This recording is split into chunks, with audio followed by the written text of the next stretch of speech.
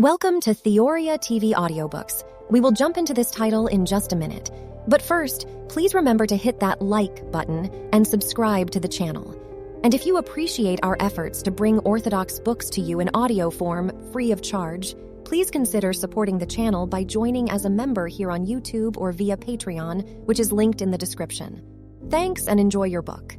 On Gender and the Soul, an exploration of sex/gender and its relation to the soul according to the Church Fathers, by Benjamin Cabe, published by Theoria TV. Chapter 4. The Church Fathers on Sex/Gender and the Soul.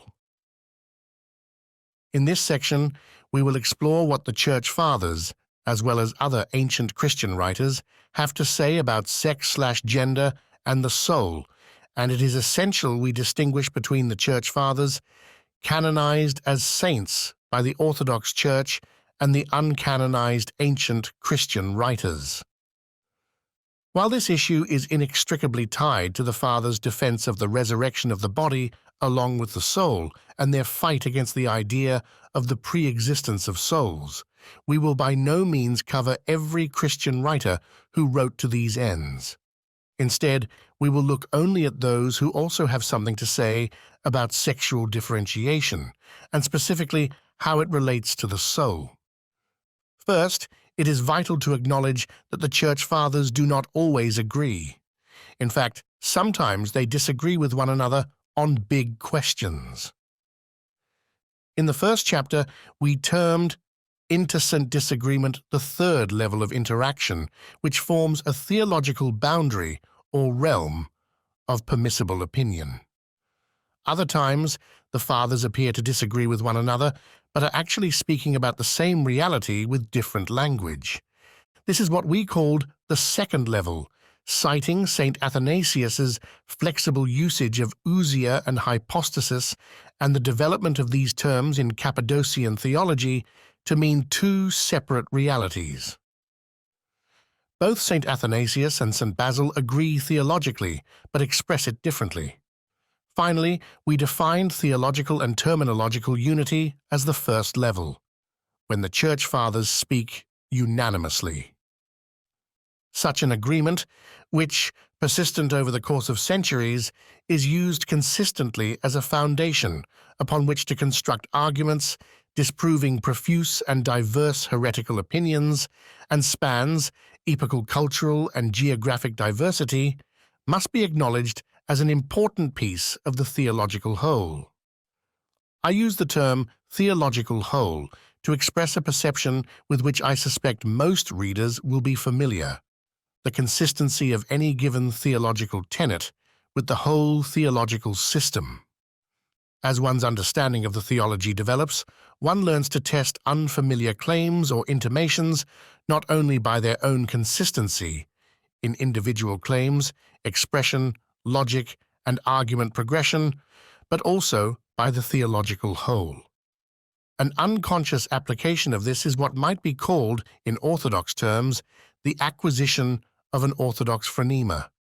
This includes experiential knowing, experience of a thing or person by direct contact, existential knowing, our knowledge of being in and living in the world, and our understanding of a seemingly abstract theological system. This is important and will be further addressed as we continue. Nevertheless, the issue of sex/gender and the soul exists on this first level. All the Fathers, together with every ancient Christian writer, except one, agree: the soul is sexless or genderless. Interestingly, most of the Fathers that make the claim of the sexless soul are not doing so in direct refutation of Apelles.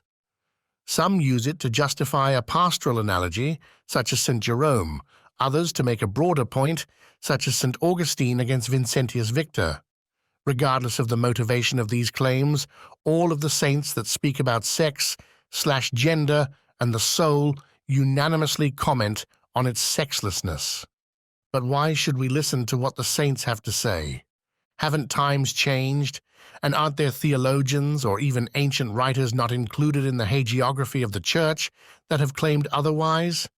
That the soul is indeed sexually differentiated? Such questions may arise when considering this topic. I mean, many of the saints lived long ago anyway. Don't we know more now?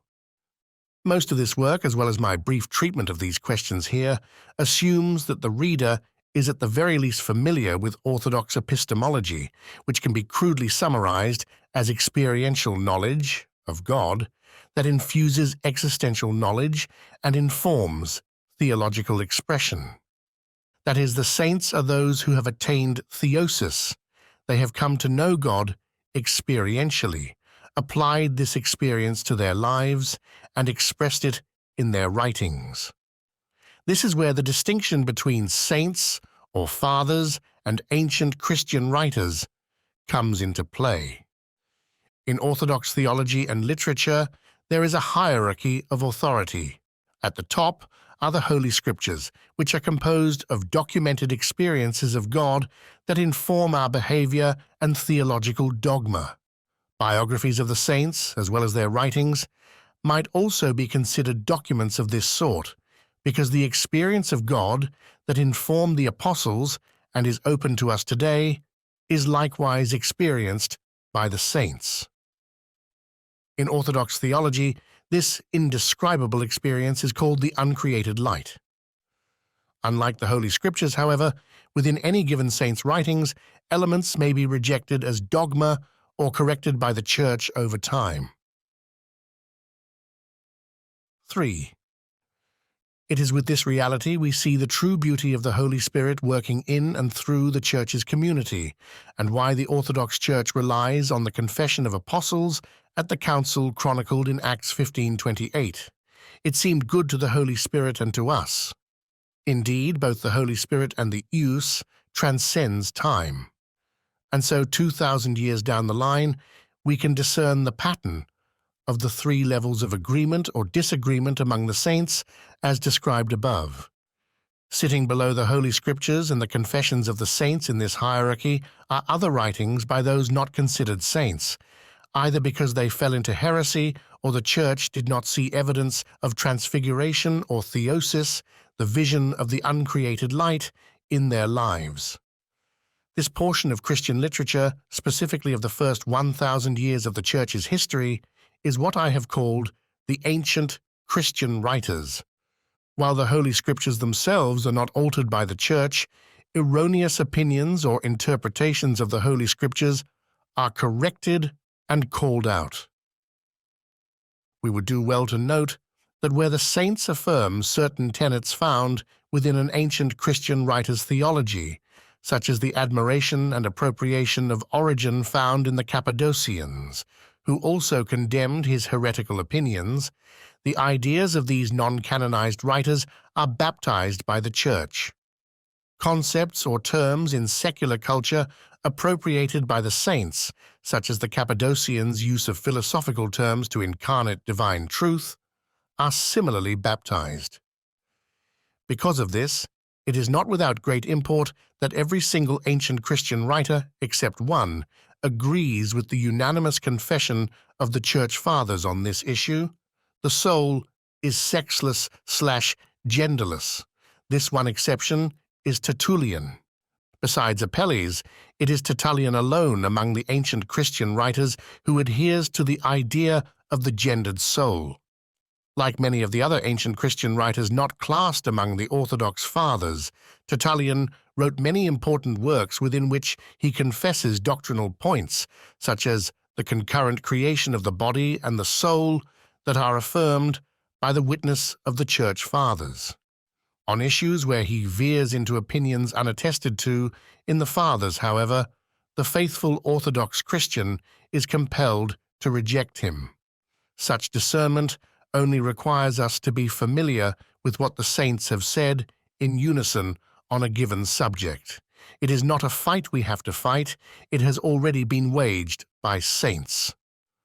Considering that Tertullian is not a saint, it is important that we take to heart the disagreement between Tertullian and the rest of Christendom on this point when inquiring into the Orthodox perspective on sex, gender, and the soul. Furthermore, an unanimous agreement on any topic, the first level, must be acknowledged as the work of the Holy Spirit. the result of an experience of God which constitutes true theology. It is this commonality of experience, the vision of God, which constitutes union with Him, and thus knowledge of Him, that leads to the unanimous doctrinal confession of the Church. In other words, the dogma of the Church is based on the saints' experience of God. This experience, rightfully called true knowledge, leads to the knowledge of the inner essences of created things, as St. Maximus explains in his various texts on theology, the divine economy, and virtue and vice. Though it is not my aim to go too far down this rabbit hole, as the excerpts below speak for themselves, I do believe it is important to notice the order of this gnoseology, true, divine knowledge of the creation, including realities such as the soul, begins with experience and communion of God. And yet, when this experiential knowledge is conveyed with human language, it can seem abstract or distant from our lived reality in the world. How many, after all, have looked at the corpus of Christian literature and found it inconsonant with their lived experience or understanding of the world? How many Western Christians even have looked at Eastern Christianity and puzzled at what they have called panentheism, that God is everywhere present and fills all things? It should not surprise us, then, that we experience some sort of cognitive dissonance when faced with the Father's teaching of the sexlessness of the soul. Our lived experience is as a single unit, a human being made of body and soul together, not one without the other. And so many of us unconsciously conceive of ourselves as either male or female. It is a fact of our existence. It automatically informs and affects every single movement, decision, and lived experience. To conceive of the soul as sexless seems contrary to this existential truth. But what does the witness of the Church say? Is it possible for us to reconcile, or at least live with, this existential tension? I believe so, and within the pages that follow, I will make some suggestions as to how. Tertullian, born around 155 AD, wrote his treatise on the soul sometime around the turn of the 3rd century in an attempt to set straight all ancient and modern heresies about the soul, from Plato to Apelles. Stalwart in his opposition to the pre-existence of souls, he pointedly writes that the soul is sown in the womb at the same time as the body. This same confession was echoed by saints throughout history. However, in spite of his orthodoxy on this particular point, Tertullian wanders onto shaky ground when addressing Apelles' understanding of the sexually differentiated soul, claiming that because the soul is not anterior to the body, sex must necessarily belong to both without disjunction. He writes, "The soul, being sown in the womb at the same time as the body, receives likewise along with it its sex, and this indeed so simultaneously that neither of the two substances can be alone regarded as the cause of its sex." Explaining in the next sentence the argument he is presenting, Tertullian notes that if there were any interval between the origin of the soul and the body, one might then ascribe an especial sex to one of the substances, owing to the difference in the time of the impregnations, so that either the flesh would impress its sex upon the soul, or the soul upon the sex. The foundation of Tertullian's argument that the soul and the body originate at the same time stands in contradistinction to Apelles' theory of the pre-existence of souls. But in striking down Apelles' argument, Tertullian follows him methodologically by reasoning through the formula of interval into the questionable territory of theological speculation. He concludes that just as the soul and body are not separated by interval, neither can sex be distinguished as a unique characteristic of either, but belongs to both body and soul alike. It would seem Tertullian's failure to extricate himself from the tricks of Apelles' methodology is at the helm of his theological blunder, concerning this question. It should be noted that neither Apelles nor Tertullian distinguished between the sex of the body and the sex of the soul, neither claimed, as many do today, that there can be a discrepancy between the two. Both were claiming in different ways that the external sex/gender of the body is somehow also an internal sex/gender which belongs to the soul. Saint Athenagoras, pseudo-Athenagoras. The 2nd century Athenian philosopher turned Christian apologist, Saint Athenagoras, born around 133 AD, was assumed to be the author of a work entitled On the Resurrection of the Dead until 1950, when P. Kesseling cast doubt on it. Whether the author is Saint Athenagoras or pseudo-Athenagoras does not concern us here. We will simply refer to him as Athenagoras.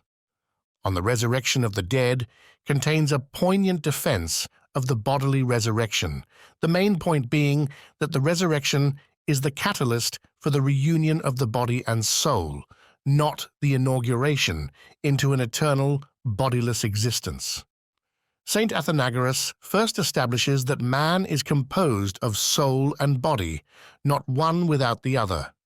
Further, he acknowledges that man needs food and posterity for the preservation of life and future generations, but he requires a judgment in order that food and posterity may be according to law.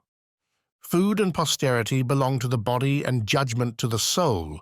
Accordingly, man, who is made up of body and soul, becomes accountable for all his actions and receives for them either reward or punishment. It follows that if man were resurrected as a soul only, without the body which functions in biological life as its partner in righteousness or wickedness, then the judgment at the end of the age is not just and impartial. He writes, "Equity is wanting to the judgment if the being is not preserved in existence who practiced righteousness or lawlessness. For that which practiced each of the things in life on which the judgment is passed was man, who is made up of body and soul, not the soul by itself." Saint Athenagoras continues this line of thought over the next 3 chapters. Since the whole man, body and soul, receives the injunctions of the law, man must also bear the recompense for the sins committed, and not the soul by itself. Contrasting the laws governing conduct of the soul with those of the body, he writes, "God has not enjoined on souls to abstain from things which have no relation to them, such as adultery, murder, theft, rapine, dishonor to parents, and every desire in general that tends to the injury and loss of our neighbors. For neither the command, 'Honor thy father and thy mother,' is adapted to souls alone, since such names are not applicable to them, for souls do not produce souls, so as to appropriate the appellation of father or mother, but men produce men. Nor could the command, 'Thou shalt not commit adultery,' ever be properly addressed to souls, or even thought of in such a connection, since the difference of male and female does not exist in them, nor any aptitude for sexual intercourse, nor appetite for it. And where there is no appetite, there can be no intercourse. And where there is no intercourse at all, there can be no legitimate intercourse, namely marriage. And where there is no lawful intercourse, neither can there be unlawful desire of or intercourse with another man's wife, namely adultery." Saint Athenagoras is making the point that the body and soul must be resurrected and reunited for the last judgment, since both must receive its just reward for the actions committed. For the most irrational thing of all is this, to impose properly sanctioned laws on men, and then to assign to their souls alone the recompense of their lawful or unlawful deeds. This is the context behind his statement that the difference of male and female does not exist in the soul, a comment he makes as if it is a self-evident tenet of the faith. Both metempsychosis and androgyny after death, then, are revealed to be untenable. Following St. Athenagoras' argument, every human being possesses a particular body and soul. As such, each human being possesses a definite sex which corresponds to their body. Because the very same body will be resurrected and reunited with the very same soul in order that the whole man receives his just reward, a person's sex or gender might be considered eternally fixed. Whether one loses a limb in this life to wild beasts or some terrible manufacturing accident, or if one is born without such parts, he will be made whole at the resurrection. 18. This also applies to those who undergo sex reconstruction surgeries to remove certain organs. Summary of St. Athenagoras' argument. Man is made of body and soul. Because he has a material body, he has material needs that must be met. This requires him to make choices in order to fulfill his needs in a lawful manner. The act of judging, the faculty of choice or will, corresponds to the soul, but because the fulfillment of his physical needs is carried out in the body, the whole man must be resurrected to undergo judgment, not the soul alone, for the choices made by the soul that correspond to actions performed through the body are actions that the soul by itself cannot carry out, such as adultery or marital consummation. This means that both are responsible because one makes the judgment and the other carries out the deed. The conclusion is that each man's soul will be reunited with his very same body in the resurrection, so that the last judgment, which involves the whole man, is just implicit in this argument is that the division of sex is not found in the soul. St. Athenagoras also references the resurrection of the same body. While he and others established a firm case for the bodily resurrection over and against the early Gnostic heresies of the 2nd century, specific interest about the properties of this resurrected body would later concern St. Jerome. St. Jerome. At the beginning of the 5th century, St. Jerome received word that his childhood friend, Rufinus, had written calumny about him in a preface to his new translation of Origen's On First Principles. This was not their first altercation. A few years prior, St. Epiphanius of Salamis traveled to Jerusalem for a visit, where he preached a homily against the heretical opinions of Origen. As it happened, the bishop there, John of Jerusalem, sympathized with Origen and was incensed by the spectacle. Rufinus took the side of the bishop, Jerome the side of St. Epiphanius. The subsequent tension caused the initial fissure in their relationship. In defense of his opposition to his own bishop, Jerome wrote a treatise entitled To Pamachius against John of Jerusalem. Eventually, Rufinus and Jerome reconciled. But at the condemnation of Origen by a council called by Theophilus of Alexandria in AD 400, those holding Origenist views were in danger of the same fate. It came as a surprise, then, when Rufinus made the claim that Jerome was an Origenist in his preface to the aforementioned new translation of On First Principles. Upon reading it, however, St. Jerome's friend Pachomius discovered in Rufinus's new translation a softening of Origen's heretical opinions in order to make them more palatable. This was the occasion for St. Jerome's apology. What kind of body will be resurrected? Origen's theological expression of the resurrected body raised several red flags for St. Jerome. During their first squabble over Origenism, St. Jerome observes that even though Origen speaks of the resurrection of the body, he does not once introduce the resurrection of the flesh, and suspect that he left it out on purpose. In a manner eerily similar to Apelles' opinions, Origen professed that the soul, at the command of God, lets go of this perishing and feeble body, and little by little all things return to their parent substances.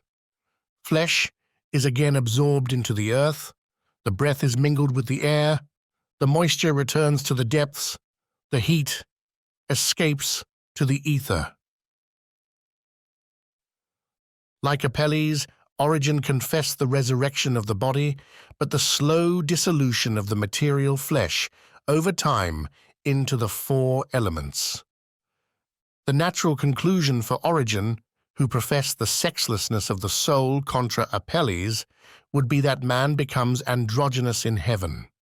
Here, it is crucial to stress that Origen was condemned not only for his articulation of the pre-existence of souls and the apokatastasis, but also for his understanding of the bodily resurrection, which led him to profess eschatological androgyny and immaterial future existence. The faith of the Church, according to Jerome, requires conscious recognition that a resurrection without flesh and bones, without blood and members, is unintelligible. Indeed, a Christian confession of the bodily resurrection requires an affirmation of the resurrection of its members, the flesh, bones, blood, and even sexual organs, for where there are flesh and bones, where there are blood and members, there must of necessity be diversity of sex. In St. Jerome's mind, this point is imperative, inasmuch as where there is diversity of sex, there John is John, Mary is Mary.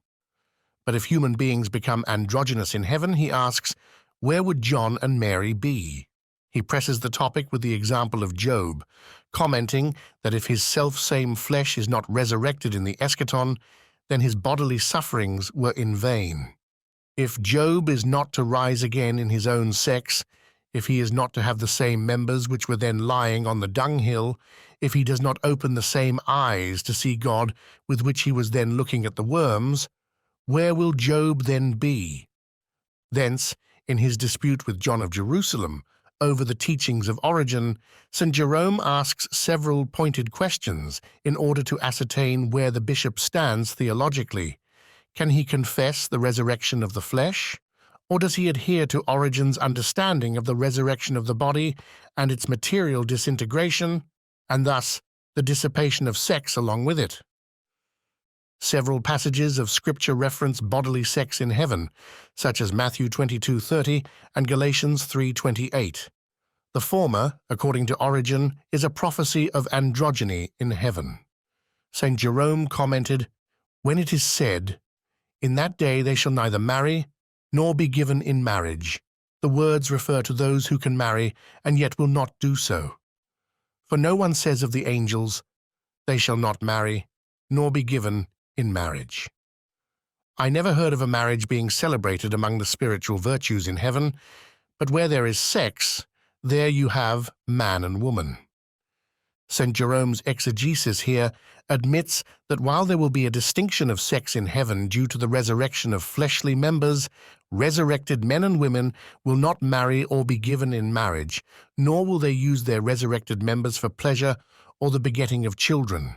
Rather, they will be like the angels in that they will live chastely, just like the virgins who, even before death, lived in their own sex without discharging the functions of sex. He continues, "Who can have any glory from a life of chastity if we have no sex which would make unchastity possible? Who ever crowned a stone for continuing a virgin?" Likeness to the angels is promised us, that is, the blessedness of their angelic existence without flesh and sex will be bestowed on us in our flesh and with our sex. While this blessedness of future existence will be bestowed on us in our flesh and with our sex, we will not discharge the functions of sex. After all, sex can exist without the functions of the senses, as witnessed to by the life of virgins and monastics on earth. This is the manner in which man is made equal to the angels, for likeness to the angels does not imply a changing of men into angels, but their growth in immortality and glory. Considering his critique of Origen during his first controversy with Rufinus and John of Jerusalem, St. Jerome's astonishment over Rufinus's allegation is not surprising. Suspecting Rufinus of Origenism, he demands answers from him on the question of the resurrection of the body. "I want to know whether you hold what Origen denies, that the bodies rise with the same sex with which they died, and that Mary will still be Mary and John be John, or whether the sexes will be so mixed and confused that there will be neither man nor woman, but something which is both or neither. And also whether you hold that the bodies remain uncorrupt, sick, and immortal, and, as you acutely suggest after the apostle, spiritual bodies forever. And not only the bodies, but the actual flesh, with blood infused into it, and passing by channels through the veins and bones, such flesh as Thomas touched, or that little by little they are dissolved into nothing and reduced into the four elements of which they were compounded. This is the litmus test for St. Jerome. Can Rufinus affirm that all the parts of the flesh will be resurrected, including sexual organs?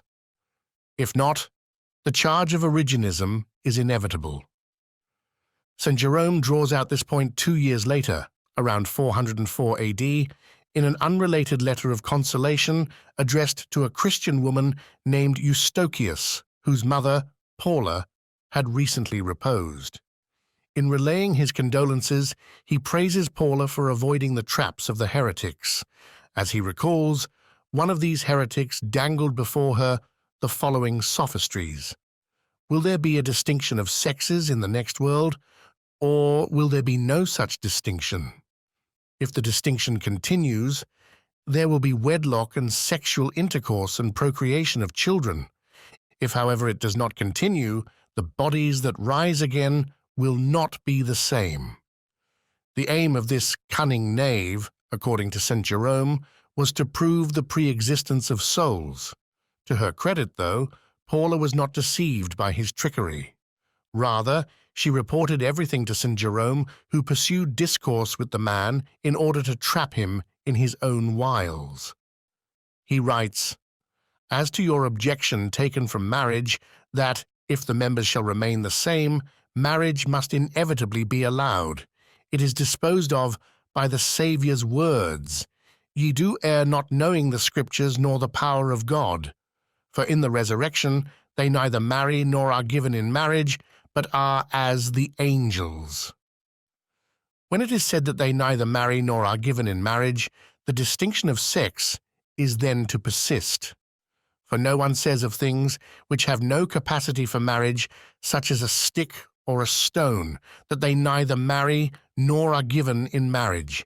But this may well be said of those who, while they can marry, yet abstain from doing so by their own virtue and by the grace of Christ.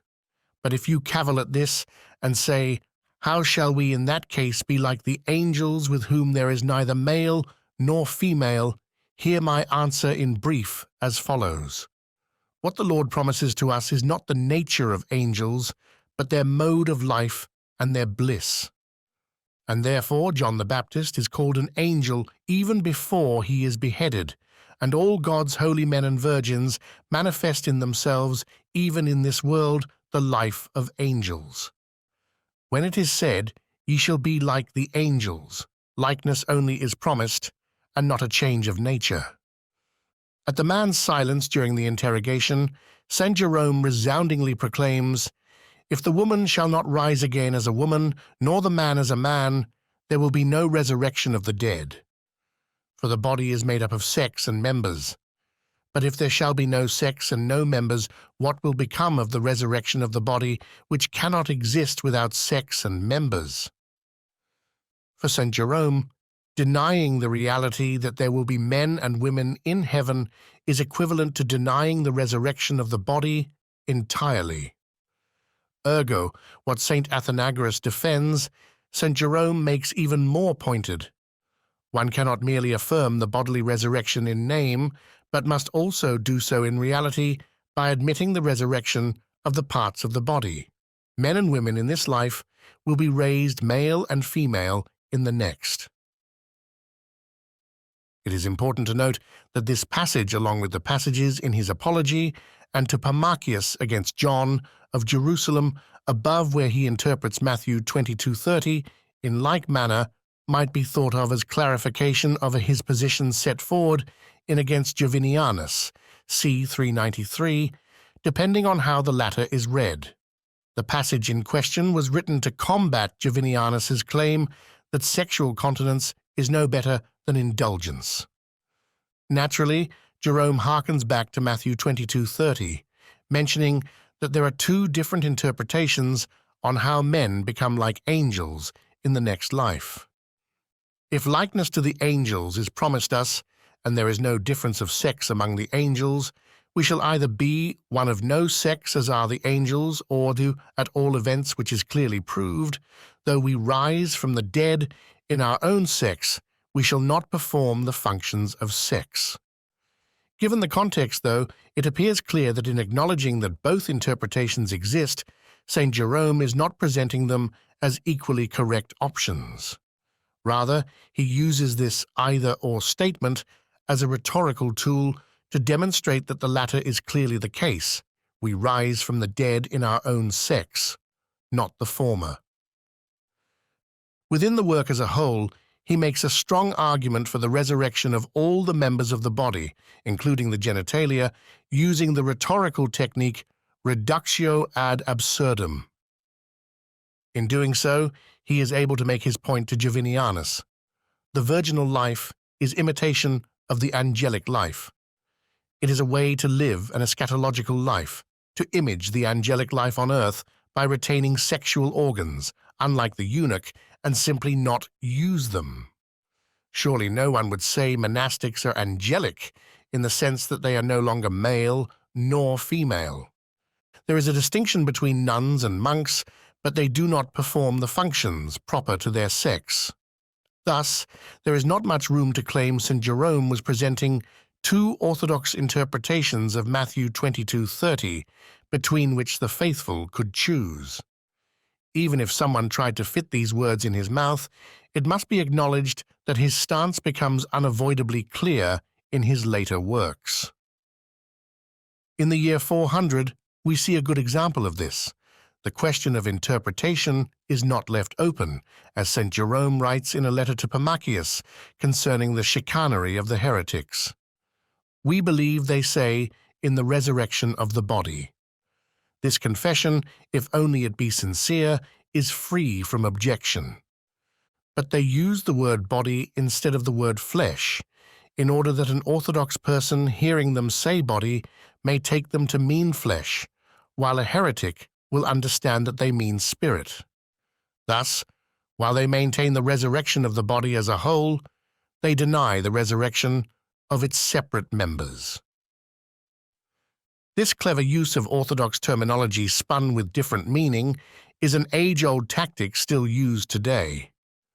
St. Jerome's insistence on the resurrection of the members and the existence of sexual differentiation in heaven is made even more poignant by what he has to say about the soul. In a letter to a certain man named Rusticus, who together with his wife Artemia made a vow of continence but broke it, St. Jerome reveals that Artemia returned, repented, and now prays for the return of her husband. She draws you to her by her prayers, he writes, that you may be saved, if not by your own exertions, at any rate by her faith. Seeing her faith, St. Jerome likens Artemia to the woman from Canaan, who entreats Christ to heal her daughter. Within this pastoral analogy, he goes on to call Rusticus's soul the daughter of Artemia.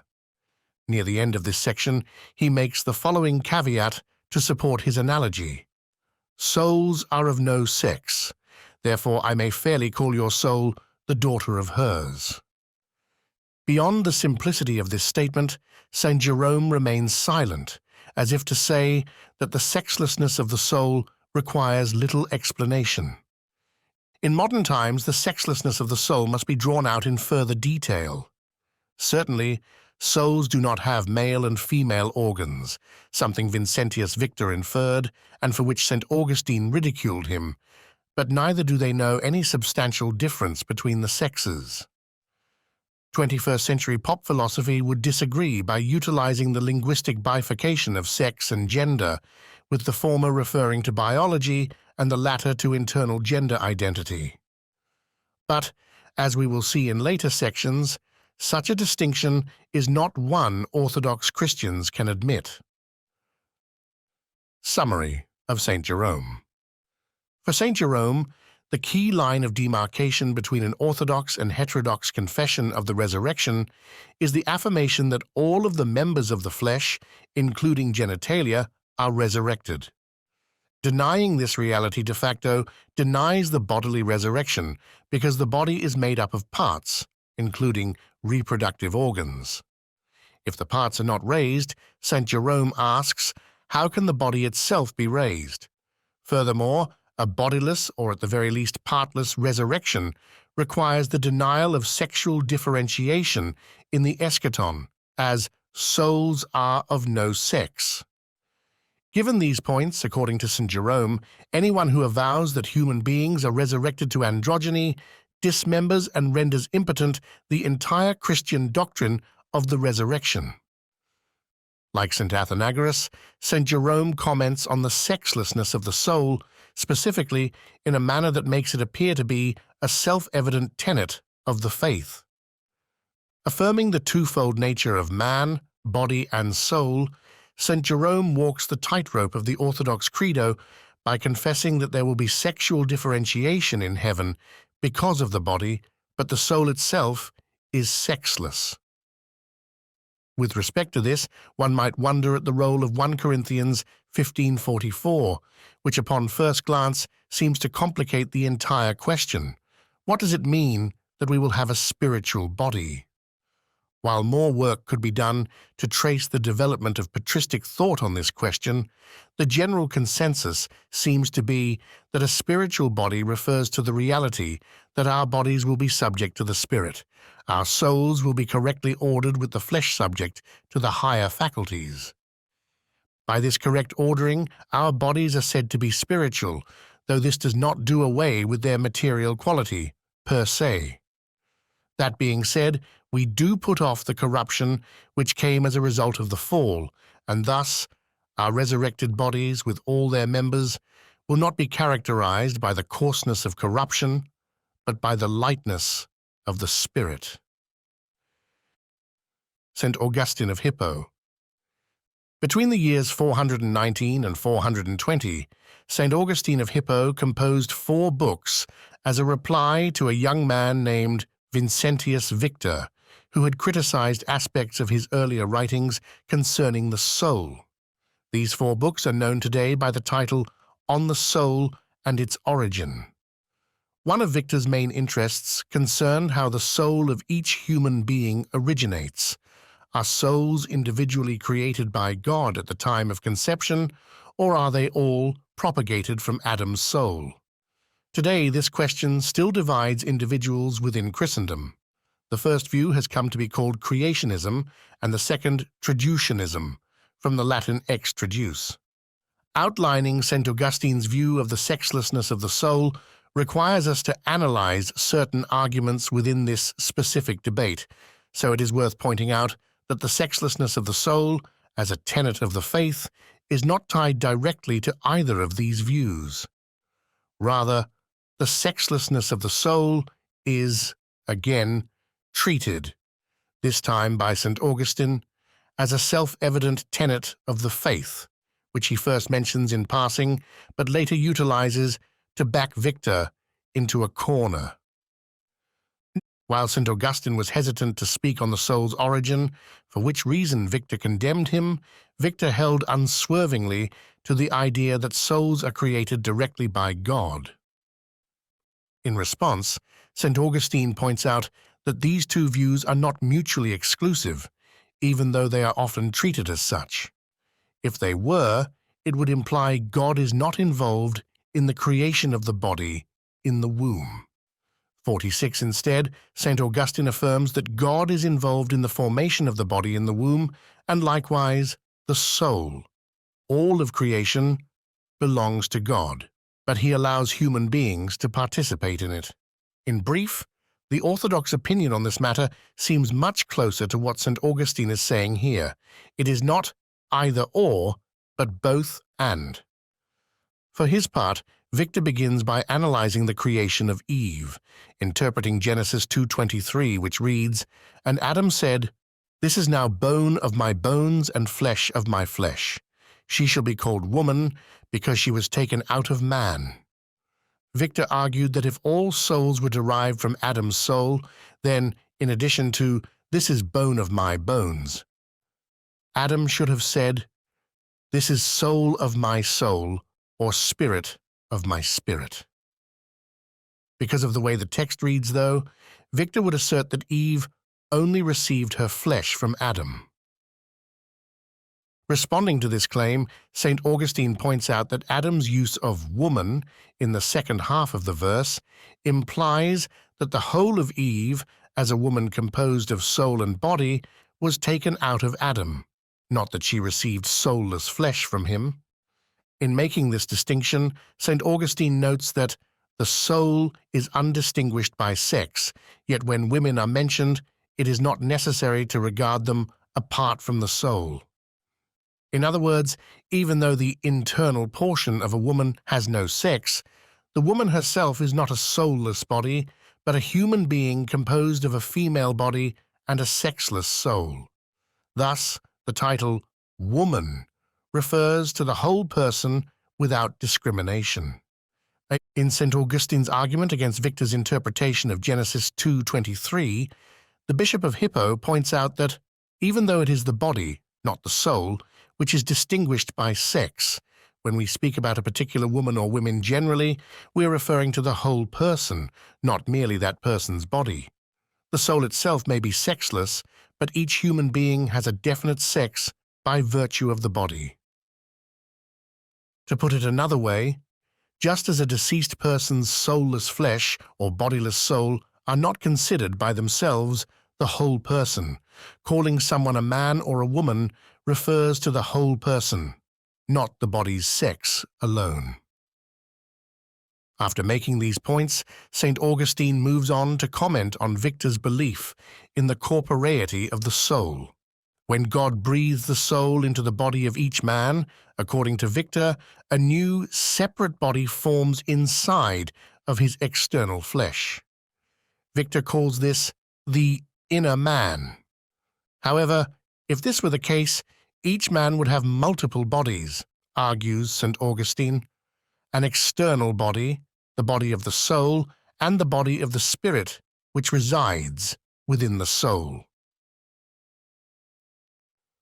The absurdities are summarized by St. Augustine in the following manner. As I then understand your statement, you mean the inner man to be the soul, and the inmost one to be the spirit, as if the latter were inferior to the soul, as this is to the body. Whence it comes to pass that just as the body receives another body pervading its own inner cavity, which, as you suppose, is the soul, so in its turn must the soul be regarded as having its interior emptiness also, where it could receive the third body, even the spirit. And thus the whole man consists of three, the outer, the inner, and the inmost. Now do you not yet perceive what great absurdities follow in your wake when you attempt the asseveration that the soul is corporeal? Apparently Victor did not. Instead, he went on to add that if perchance the limbs of the body are cut off, the soul withdraws itself from the stroke, and after condensation retires to other parts, so that no portion of it is amputated with the wound inflicted on the body. But St. Augustine fires back. If indeed the soul can be wounded by those who wound the body, should we not have good reason to fear that it can be killed also by those who kill the body? This, however, is a fate which the Lord himself most plainly declares to be impossible to happen. As it turned out, Victor's apprehension over affirming the incorporeality of the soul involved his belief that incorporeal realities lack form. Hence, an incorporeal soul would be made up only of empty space. Accordingly, disembodied souls would be totally unrecognizable, the implication being that when a human being dies and his formless soul is separated from the form of his body, the person himself would disappear with the disintegration of his bodily form. Since dissipation of the person after death is clearly not a Christian notion, reasons Victor, the incorporeity of the soul must be likewise. To make this point, he cites the parable of the rich man and Lazarus. Bodily members are in this parable ascribed to the soul as if it were really a body. So the soul itself must be a body composed of corporeal members. St. Augustine disagrees. It does not follow that if the soul is incorporeal, then it is necessarily formless.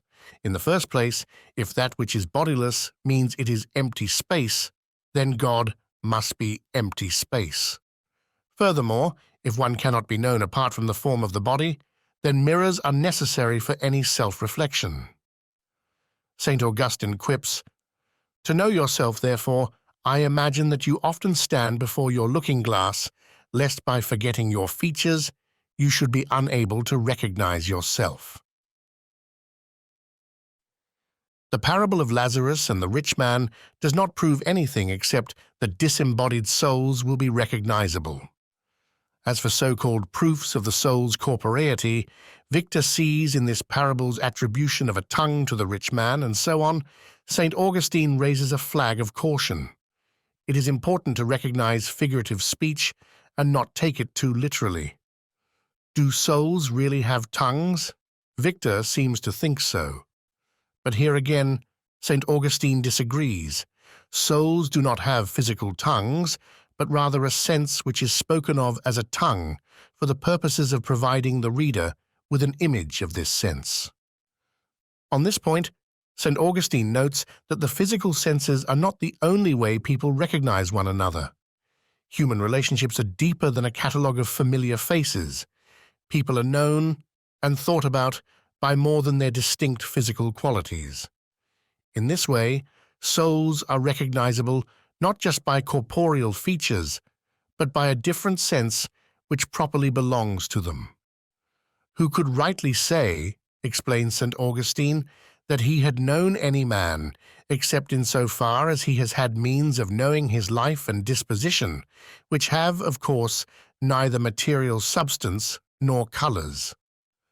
While a disembodied soul would certainly think of itself as having a body, according to St. Augustine, there is a difference between the corporeal body and the semblance of a body, in Latin, quasi corpus, which belongs to the soul. Souls have in them the incorporeal semblances of bodies, but they are not themselves bodies. In each soul there can be seen the whole and perfect semblance of your fleshly frame, but it is not itself the flesh, nor can it be spoken of as having corporeal existence, for not every semblance of a body is itself a body. Fall asleep, and you will see this. But when you awake again, carefully discern what it is you have seen. For in your dreams you will appear to yourself as if endued with a body. But it really is not your body, but your soul. Nor is it a real body, but the semblance of a body. Within this argument of the semblances of bodies, St. Augustine further critiques Victor's system of thought. Using the Christian precept of the sexlessness of the soul, he shows Victor that his belief in the corporeity of the soul necessarily leads to the denial of its sexlessness. For if the soul received the entire shape of the whole body, from the crown of the head to the soles of the feet, and from the inmost marrow to the skin's outward surface, as Victor claims, and contains all the distinction of members characteristic of man and woman, being no semblance merely of body, but actual body, then it cannot be sexless. If your opinion be correct, he writes to Victor, and the soul is a body, even a living body, then it both possesses swelling and pendant breasts, and lacks a beard. It has a womb, and all the generative organs of a woman, yet is not a woman after all. Showing that he is at odds with himself in this confession, St. Augustine asks, will not mine, then, be a statement more consistent with the truth?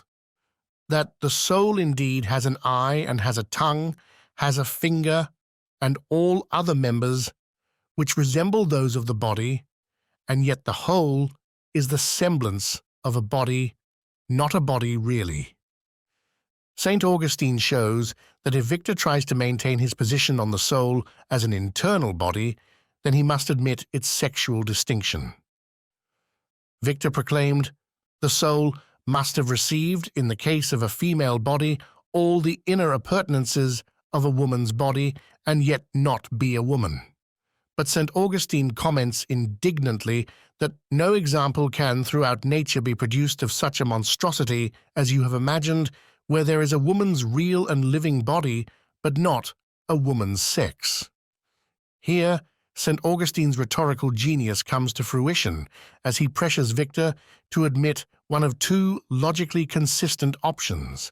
Either the soul is incorporeal or it is sexed gendered. Both St. Augustine and Victor believed the latter to be ridiculous. St. Augustine puts it this way: if you will not allow that there is sex in the soul, there cannot be a body in the soul either. In other words, if in actual fact the soul is a body exactly conforming to the outer body, then either both are sexually differentiated or neither are.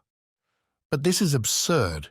The body is sexed, but the soul is both bodiless, in the strict sense of physicality, as it contains a semblance of a body, and sexless. The eunuch is still male. It appears Victor brings up the symbol of a phoenix to prove his point. St. Augustine dismisses this supposed proof without elaborating too much on it, for the phoenix is a symbol of the resurrection of the body, not the corporeity of the soul. Bringing it up does not do away with the contradiction. It does not do away with the sex of souls, inherent to Victor's idea that the soul is an inner body that has grown stiff by congelation. However, this specific passage is important to identify because one could easily mistake St. Augustine's rhetorical game as a dogmatic profession and attribute to him the belief in the sexed soul. But that is not what he is saying. The passage is certainly difficult, as is the entire work, but it was written in this manner for the sake of a dramatic point. Victor's claims are noticeably laughable. St. Augustine playfully scoffs at Victor, as if to say, "What's the big deal, Victor? Why won't you admit that your system of thought leads necessarily to the idea of the gendered soul? If the body is sexed, and the soul is a second body conforming exactly to that of the outer, then it too must possess sexual organs." While one could easily think of St. Augustine as being petulantly pompous in his rebuttal, he felt the tactic necessary. It was not for show nor oratorical flair, but for instruction and confession of the truth. In fact, reflecting on the entire situation some years later, St. Augustine commented, "I treated the young man as gently as I could, not as one who ought to be denounced all out of hand, but as one who ought to be still instructed."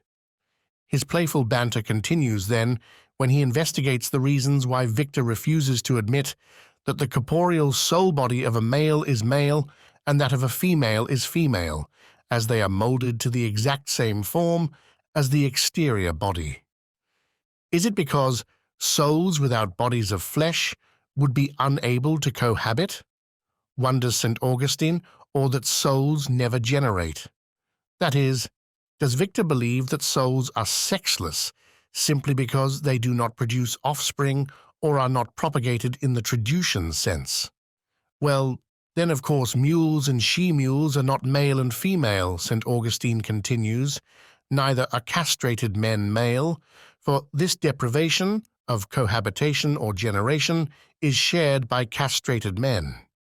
Such a view is outlandish, for even though both the process and the motion be taken from them, i.e., the castrated men, their sex is not removed. He concludes that, in his time at least, nobody ever said that a eunuch is not a male.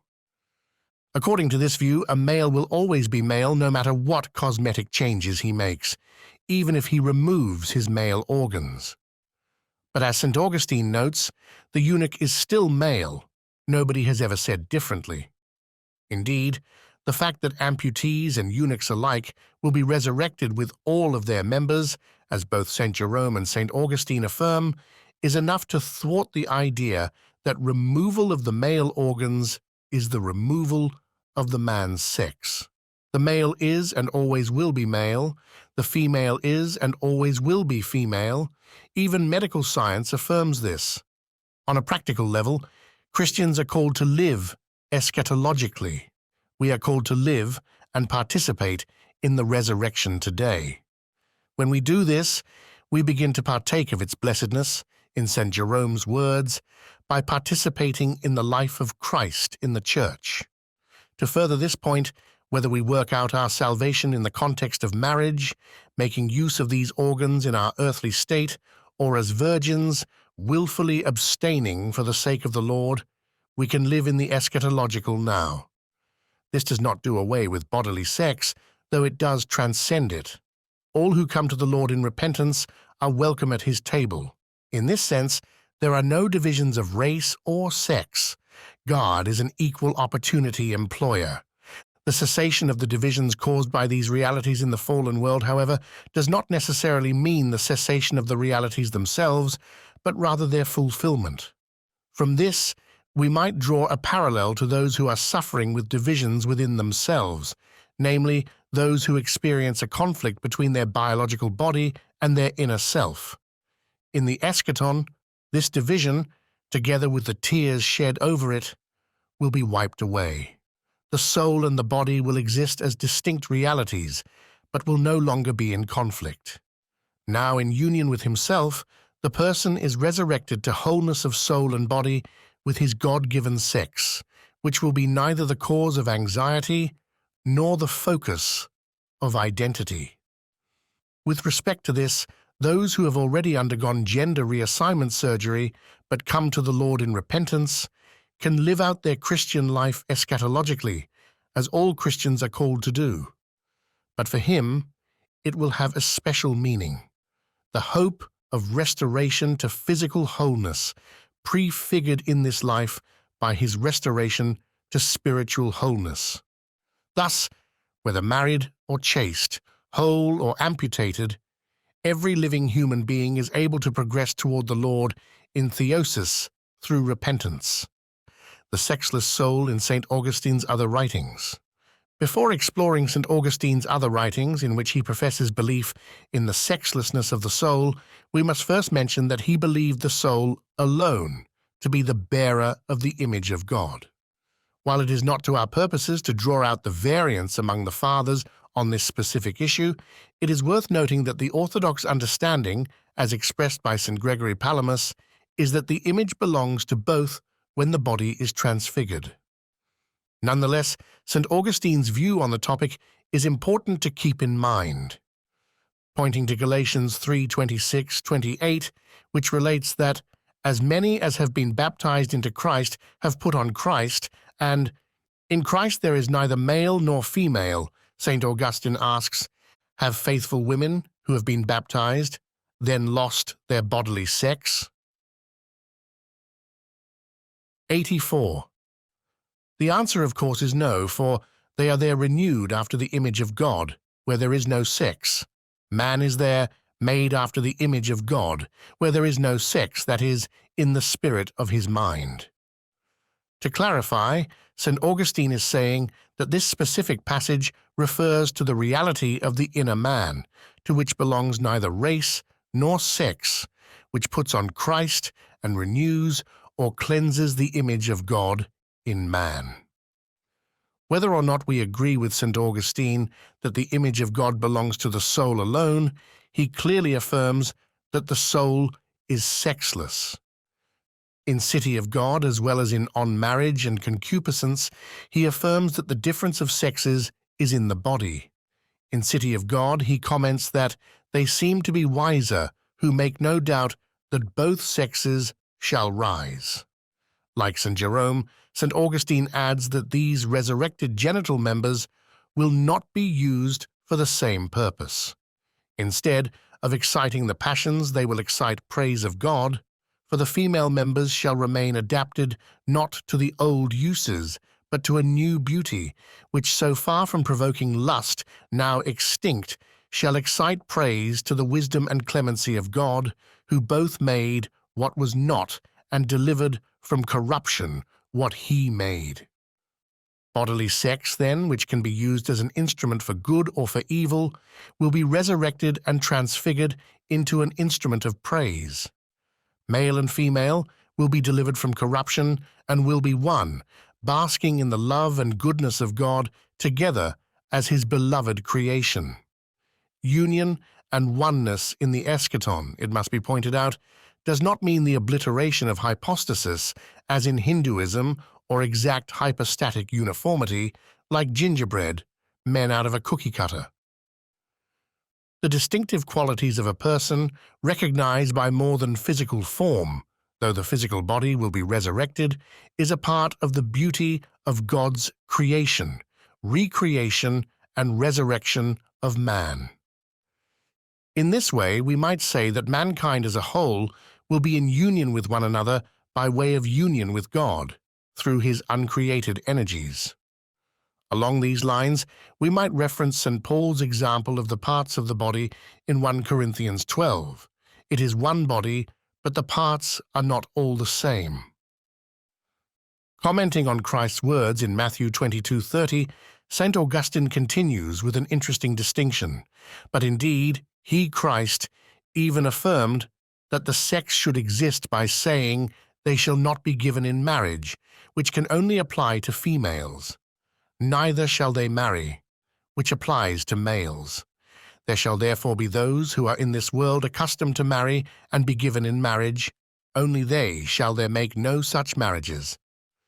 In stark contrast to Origen and modern commentators who call for future existence in androgyny, a kind of uniformity, St. Augustine believes this verse to be confirmation of sexual differentiation in the resurrection.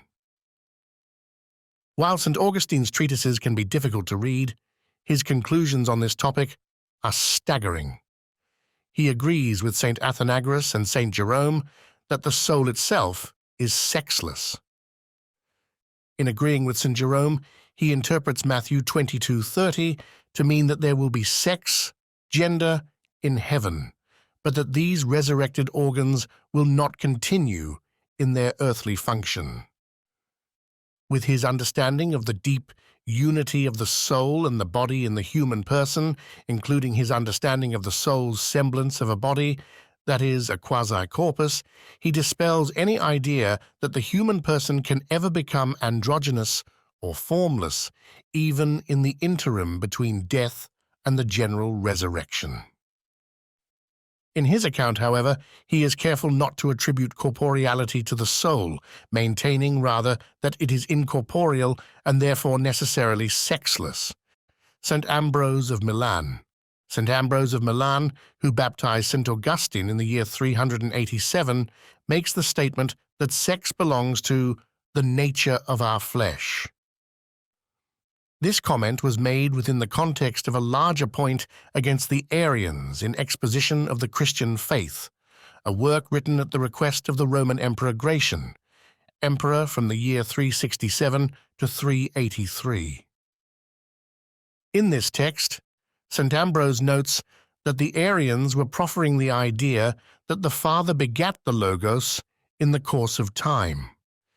In order to make this claim, they use the following syllogism: since no one exists before they are begotten, and since the Son was begotten by the Father, there was a time when the Son did not exist. In response, St. Ambrose points out that if the divine generation has been subject to the limits of time, if we suppose this, borrowing from the custom of human generation, then it follows further that the Father bare the Son in a bodily womb and labored under the burden, whilst 10 months sped their courses. He goes on to ask how this would be possible, though, since the common order of generation requires the other sex, concluding that this observable common order is not applicable to the Father and the Son. Regardless of this obvious logical difficulty, the Arians pressed even further, commenting that if the Son were not begotten after the common order, then he cannot be considered a son, for If the Son has not those properties which all sons have, he is no son.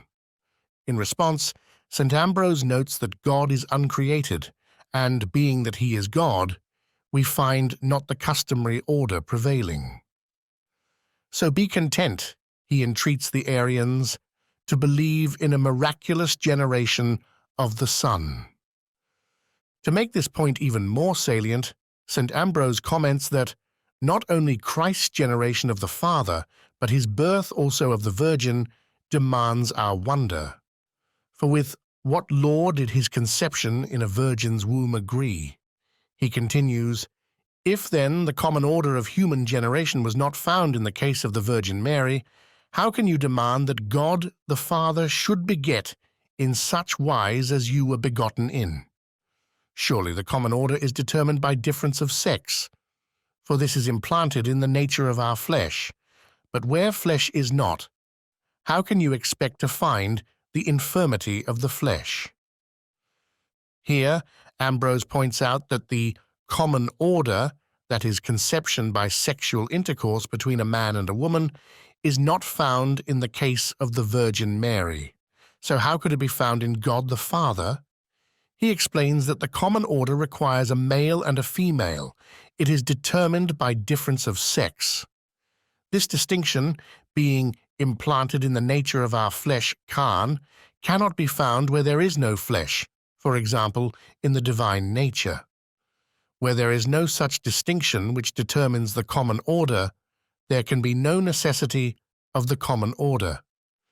It would not be a stretch to say that even though St. Ambrose's aim was not directed toward making a dogmatic statement about the sexlessness of the soul, he does come to it in a roundabout way in order to prove his point. The common order exists neither in the pre-eternal begetting of the Son in the bosom of the Father, nor in the historical event of the Incarnation. Rather, this distinction of sexes belongs to the flesh, which is clearly evident by its absence in bodiless beings. The soul is called, along with these bodiless beings, which we call angels, an intelligible creation, whereas the body is a sensible creation. If then the bodiless beings are sexless, then the soul must be also. St. Cyril of Jerusalem. Sometime in the middle of the 4th century, St. Cyril of Jerusalem gave a series of lectures with the aim of doctrinally equipping catechumens to enter the Church. For this reason, his series of talks came to be known as the catechetical lectures. Given their dogmatic nature, it is important to emphasize that he explicitly includes the teaching of the sexlessness of the soul. The fact that it is found in the 5th century teachings of St. Jerome and St. Augustine, who were writing shortly after St. Cyril's death, seems to demonstrate that this belief was not unique to the East or the West exclusively. Cyril's teaching on the soul in the catechetical lectures is largely positioned against the erroneous teachings of the ancient Greeks. He emphasizes that man is of a twofold nature, consisting of soul and body, and God is the creator both of soul and body. The whole man is not the soul alone, as many of the philosophers tended to think, but the soul and the body together. Unlike Plato's postulation that the soul is immortal in and of itself, St. Cyril writes that the soul is immortal because of God that gives it immortality. In the next chapter, he notes that the soul is sinless when it enters the world. There was not some pre-cosmic fall in which souls sinned, and as punishment were imprisoned in bodies. Souls do not pre-exist the body. Immediately following, St. Cyril comments that the soul is immortal, all souls are alike, both of men and women, for only members of the body are distinguished. He elaborates that there is not a class of souls sinning by nature and a class of souls practicing righteousness by nature, but both act from choice, the substance of their souls being of one kind only and alike in all. A few chapters later, St. Cyril readily affirms the bodily resurrection, a teaching, as we have already mentioned, inextricably tied to the sexlessness of the soul. While St. Cyril does not mention Apelles specifically, it seems appropriate that he would mention the sexlessness of the soul alongside his refutation of the Greek errors, as Apelles' theology was tied to many of these. But there is something else of interest here. St. Cyril notes that souls act by choice, for the body itself is not the cause of sin, but is used as an instrument of the soul to act in righteousness or unrighteousness. Like St. Athenagoras, St. Cyril affirms that the will to move the body in accordance with lawfulness or unlawfulness belongs to the soul, for which reason the soul is said to participate in the sins of the body. St. Gregory, the theologian. In a funeral oration for his sister, Gorgonia, St. Gregory the theologian makes the comment that the distinction between male and female is one of body, not of soul.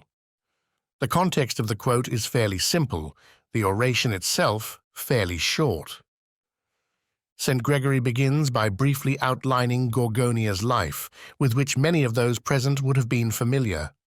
Then he praises her virtue.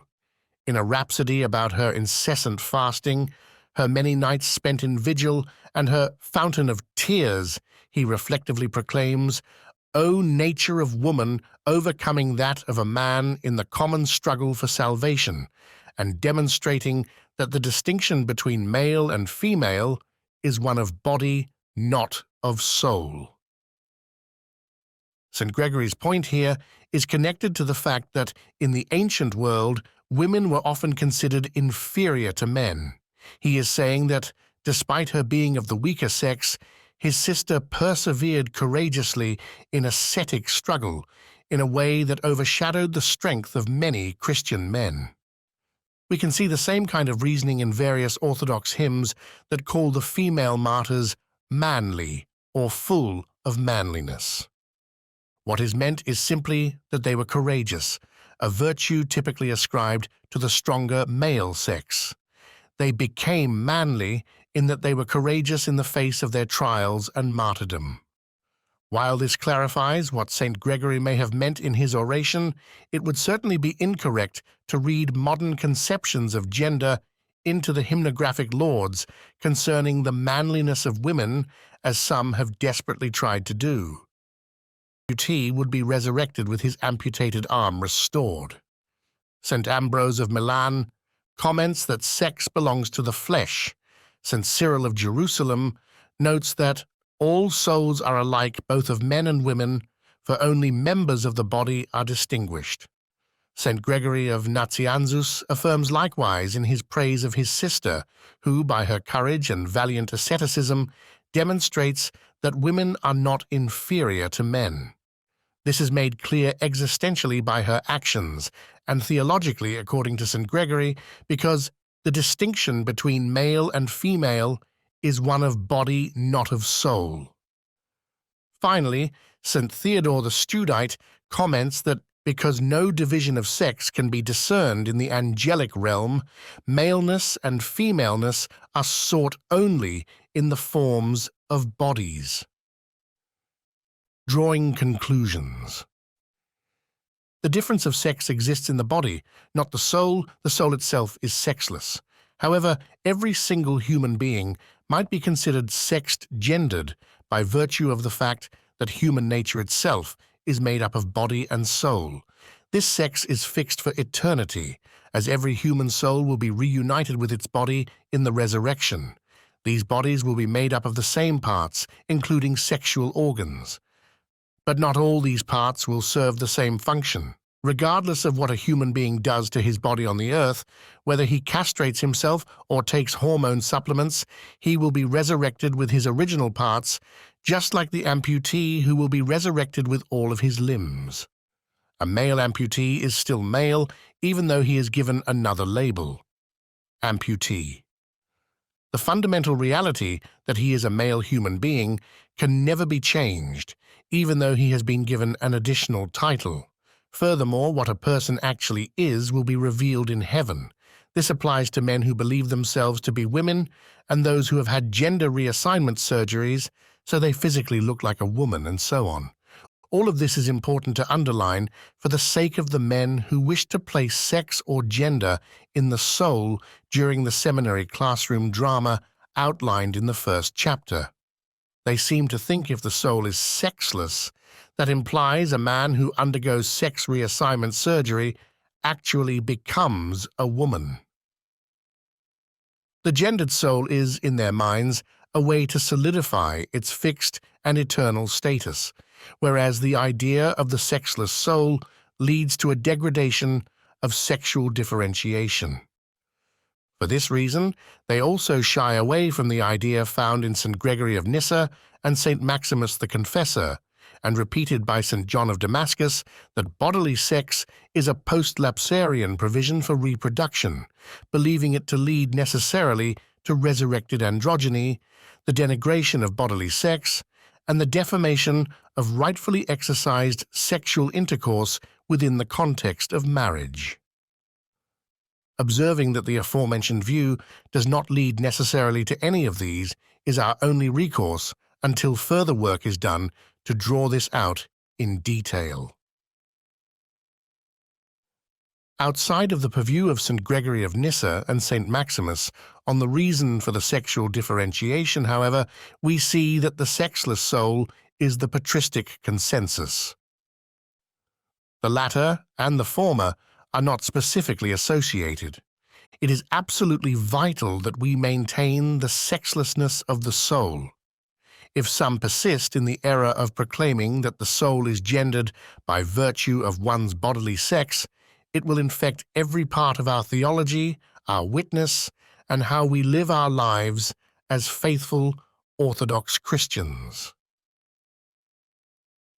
In the next section, we will look at how such a confession can change fundamental Orthodox beliefs about salvation and hinders our witness in the modern world. Afterward, on Galatians 3:28. While some have used Galatians 3:28 together with Matthew 22:30 as a proof text for an androgynous resurrection, it would be better understood as signifying that ethnicity, sex, and social status are not hindrances to life in Christ. Tertullian and Aphrahat have strange conclusions concerning this passage on the apparel of women, chapter 2, and demonstrations 6.6, 22.1-13 respectively, but Clement of Alexandria uses the passage to show that Christ is not divided, Exhortation to the Heathen, chapter 11, as does the editor of St. Ignatius of Antioch, longer recension of his letter to the Philadelphians, chapter 4. We might also point to St. Augustine's interpretation of this passage above. Above all, it is clear one should not attempt an isolated interpretation of these passages. Rather, one should look at the context of the verses in addition to the overall vision of the Church Fathers. Thank you for listening to this Theoria TV production of On Gender and the Soul.